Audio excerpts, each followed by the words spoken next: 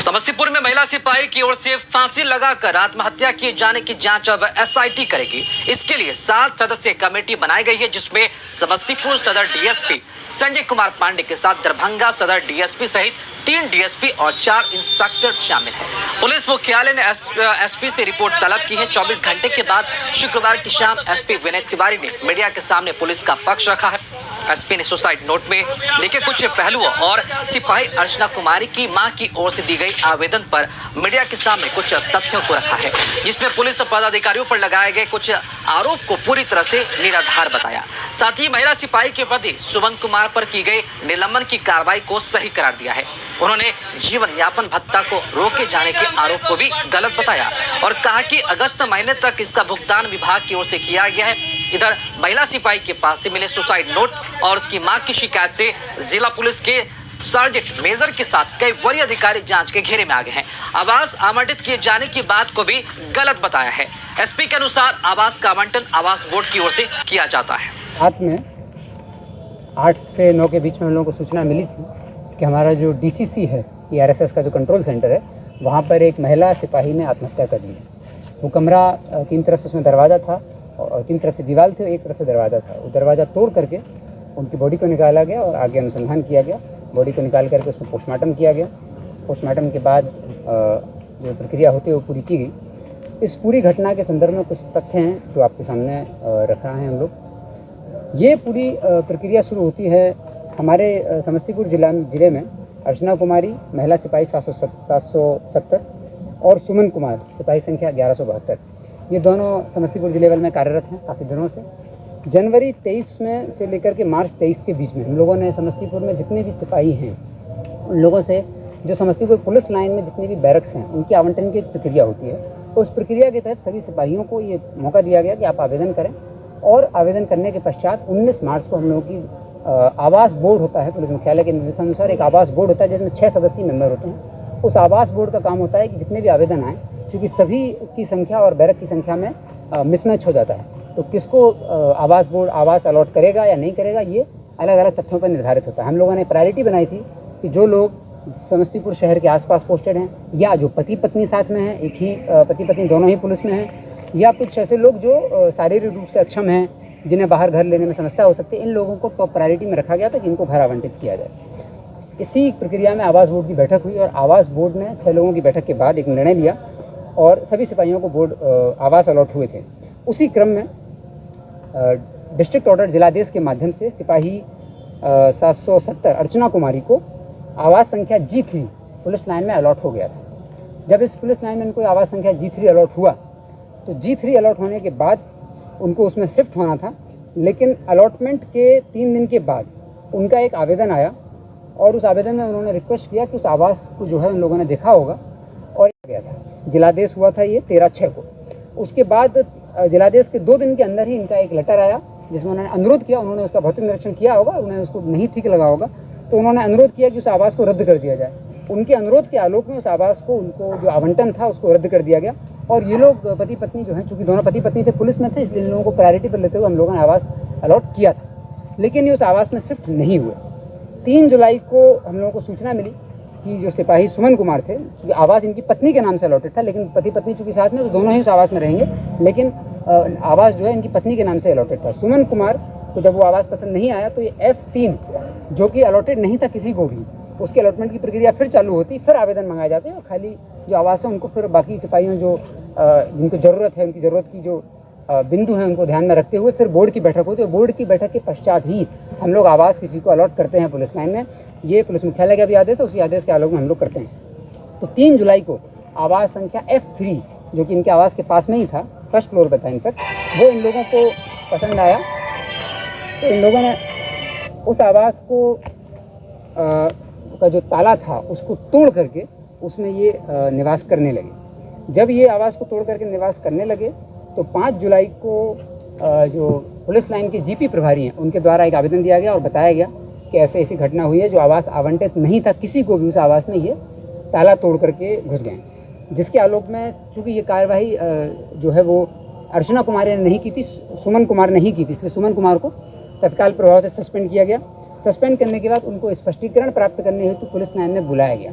जुलाई से लेकर सितंबर तक इनको 5 बार पुलिस लाइन में आए नहीं, बुलाया गया। हम लोग रिक्वेस्ट रूम में सस्पेंड करने के बाद लोगों को बार बार बुलाते हैं कि आइए, और बुलाने के बाद इनको मौका दिया गया कि जो आवास आपके नाम से आवंटित है आप उस आवास में शिफ्ट हो जाइए, और जिस आवास में आप अनाधिकृत रूप से घुस गए हैं, जिसका ताला आपने तोड़ा है, उस ताला तोड़ने के आरोप में ही आपको निलंबित किया गया है। तो कृपया उस आवास को खाली करें और जो आवास आपको आवंटित है उसमें जाएं। अगर आपको नया आवास चाहिए तो आप आवेदन करें और हम लोग फिर आवास बोर्ड की बैठक करते हुए आपको नया आवास अलॉट करेंगे।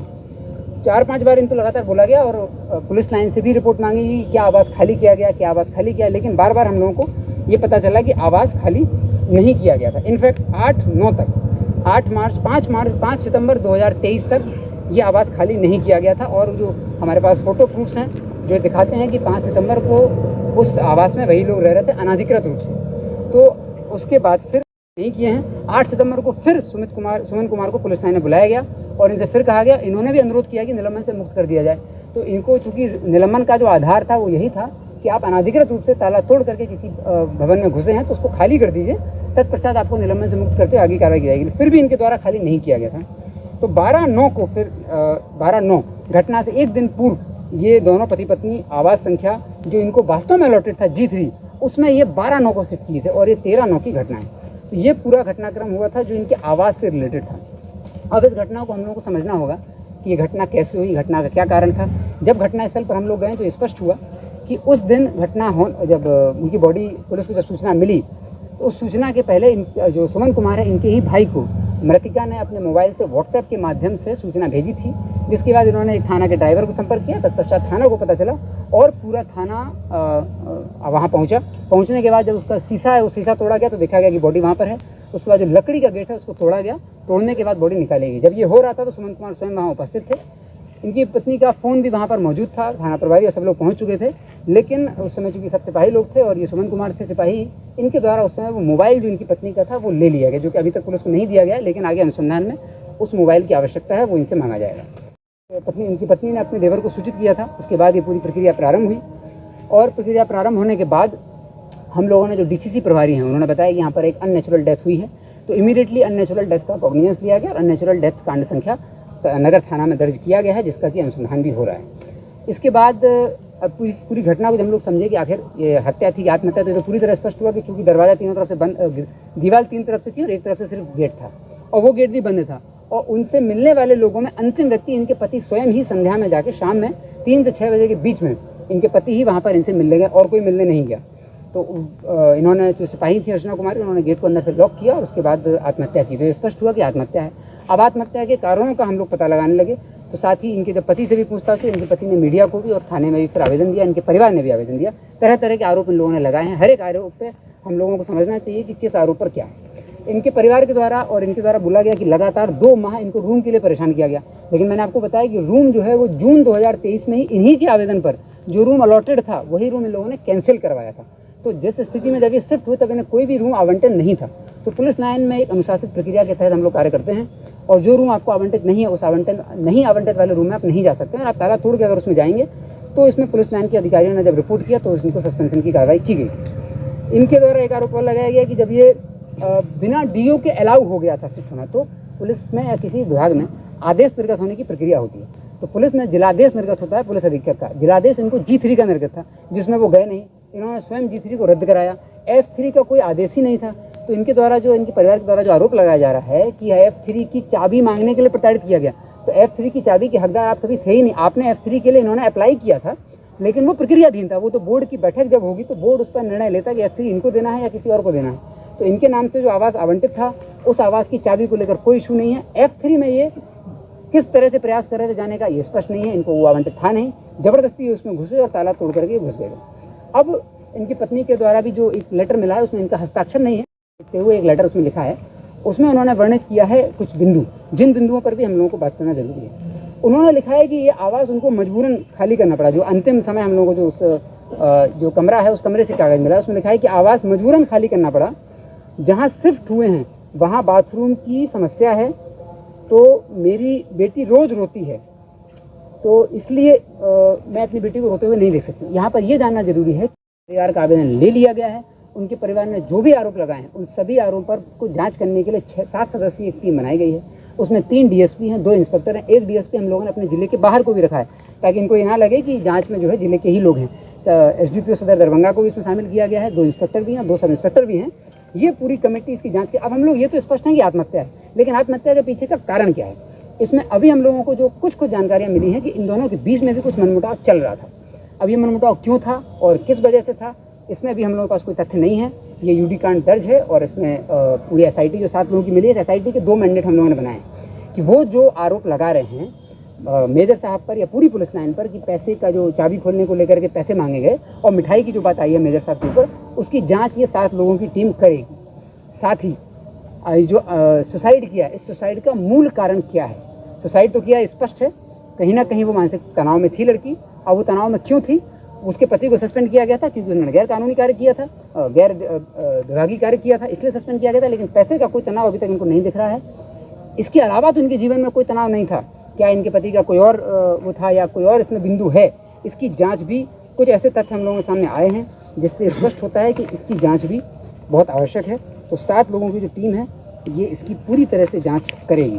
तो इस तरीके से इस मामले में अभी तक जो फैक्ट आए हैं वो सारे फैक्ट मैंने आपको बताए हैं और इस सारे फैक्ट को लेकर के एक SIT हम लोगों ने बनाई है 7 लोगों की, जो इन सभी फैक्ट्स पर और साथ ही परिवार के द्वारा जो आरोप लगाया गया है उस आरोप पर एक एक करके जवाब देगी और पूरी जानकारी इसमें करेगी। इनके द्वारा एक और आरोप लगाया गया है कि पुलिस लाइन में इनको बुला करके, जब पुलिस लाइन में इनको बुलाया गया तो इनसे कहा गया कि आप रूम खाली करिए। जब हमारे सिपाही पुलिस लाइन में हमारी बात को गंभीरता से नहीं सुनते हैं तो कड़े शब्दों में चेतावनी दी जाती है। तो इनको कड़े शब्दों में चेतावनी दी गई थी और बोला भी गया था कि आप रूम खाली करिए, क्योंकि हम लोगों की जो मंशा है वो ये थी कि विभागीय कार्रवाई अन्यथा ना हो, खाली कर दें तो उनको रिलीज करके उसका उस पीरियड को भी समाप्त कर दिया जाए। लेकिन जिस समय ये हुआ उस समय मेरे साथ DSP हेडक्वार्टर और DSP प्रोफेशनल और भी लोग बैठे हुए थे और जब इनको बोला गया कि आप रूम खाली कर दीजिए, तब इनके द्वारा काफ़ी एग्रेसिवली ये बात बोली गई। मैंने इनसे पूछा भी कि आपकी गलती, आप गलती स्वीकारिए, उस रूम को खाली किया, तो इनके द्वारा एग्रेसिवली बोली गई कि मेरी गलती नहीं है। तो ये भी एक फैक्ट है कि ये सुमन कुमार जो है शुरू से ही थोड़े से एग्रेसिव प्रवृत्ति के रहे हैं और बड़ी पदाधिकारियों के सामने किस तरीके से बात करना चाहिए। इनको कड़े शब्दों में चेतावनी, इन्होंने जो आरोप लगाया वो बिल्कुल स्पष्ट है, कड़े शब्दों में चेतावनी पुलिस में दी जाती है, हर विभाग में दी जाती है। कोई भी अधीनस्थ हमारी बात नहीं सुनता तो हम लोग थोड़े कड़े शब्दों में बातचीत करते हैं। इनसे भी बात की गई थी और इनको बोला गया था कि आप जो है विभागीय प्रक्रिया, विभागीय नियमों का पालन करिए। जब वो नहीं किया गया तब जाकर के इनका सस्पेंशन की प्रक्रिया को, सस्पेंशन से रिलीज इनको नहीं किया गया था। तो 12 सितंबर तक लगातार इनको मौका दिया गया। 12 सितंबर को ये लोग उस रूम में शिफ्ट किए। शिफ्ट करने के बाद 1 दिन के अंदर सुसाइड हुआ है और उसमें इन्होंने लिखा है कि रोज़ इनकी बेटी रोती थी, रोज़ बाथरूम की समस्या थी, जबकि वो सिर्फ 1 दिन था। तो ये सारे तथ्य हैं। साथ ही और भी अगर कोई तथ्य है या और किसी कारण से इन्होंने इस सुसाइड के पीछे कोई और तनाव है, हो सकता है ये क्यूमुलेटिव स्ट्रेस होगी, इस बात का भी तनाव होता है कि भाई मेरा पति सुसाइड हो गया है, या कोई और पारिवारिक तनाव था कि नहीं था, 3 बच्चों को पालने की जिम्मेदारी भी इनके कंधों पे थी और साथ ही 8 घंटे की ड्यूटी भी करनी है, 3 बच्चों को पालना। तो ये ओवरऑल फैक्टर्स जो हैं इसको लेकर के हुआ या किस तरह से सुसाइड हुआ ये अभी स्पष्ट नहीं है। इस 7 लोगों की टीम को यही टास्क दिया गया है कि आइडेंटिफाई करें और जैसे हम लोग हर मर्डर केस का उद्भेदन करते हैं, हर लूट डकैती केस में जैसे हम लोग कार्य करते हैं, उसी तरह सभी तथ्यों को 7 दिन के अंदर ये टीम निकालेगी और फिर आपके समक्ष भी रख दिया जाएगा और बाकी सब लोगों को बता दिया जाएगा। सर, जो हेडक्वार्टर DSP सर के द्वारा उनको मौखिक आदेश दिया गया था, नहीं इसमें और उसका HRA भी उनसे काटा गया। हाँ बिल्कुल, आपको बता रहे हैं कि जब उनके नाम से जो आवास है वो अलॉटेड था, हेडक्वार्टर DSP उनको मौखिक आदेश देकर आवास अलॉट नहीं कर सकते। आप किसी की मौखिक आदेश से पोस्टिंग नहीं कर सकते कि आज से आप यहाँ पोस्ट हो गए। कोई भी प्रक्रिया होती है तो उसमें आदेश निर्गत होता है, कोई किसी भी तरह का आदेश निर्गत नहीं था। इनको जो आदेश निर्गत था उस घर में गए नहीं थे और उन्होंने स्वयं ही रद्द कर लिया था और अनाधिकृत रूप से दूसरे आवास में रह रहे थे। मैंने